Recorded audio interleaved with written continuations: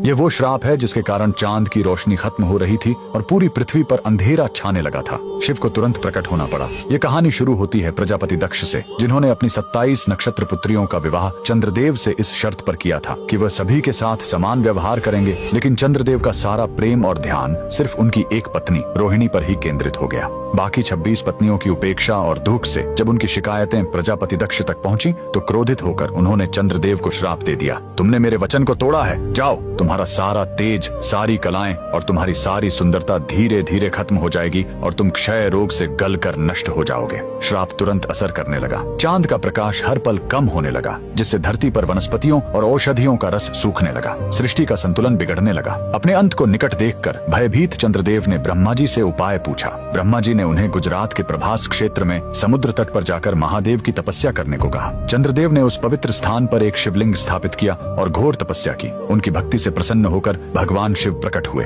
उन्होंने कहा, मैं दक्ष के श्राप को पूरी तरह खत्म तो नहीं कर सकता, लेकिन उसका प्रभाव कम कर सकता हूँ। शिव ने वरदान दिया, तुम कृष्ण पक्ष में 15 दिन क्षीण होगे, लेकिन शुक्ल पक्ष में 15 दिन फिर से पूर्ण हो जाओगे। उन्होंने चंद्र को अपने मस्तक पर धारण कर लिया और चंद्रशेखर कहलाए। और जिस ज्योतिर्लिंग की चंद्र ने पूजा की थी वो सोमनाथ, सोम यानी चंद्र के नाथ के नाम से प्रसिद्ध हुआ। और यही सोमनाथ मंदिर भारत का पहला ज्योतिर्लिंग आज भी गुजरात के वेरावल में उसी समुद्र तट पर शान से खड़ा है, जहाँ चंद्रदेव ने श्राप से मुक्ति पाई थी। लेकिन रुकिए, इस मंदिर का एक और रहस्य है। यहाँ मौजूद बाण स्तंभ यह बताता है कि यहाँ से लेकर दक्षिणी ध्रुव तक समुद्र के रास्ते में कोई जमीन नहीं है। भगवान शिव के भक्त कमेंट में हर हर महादेव जरूर लिखें।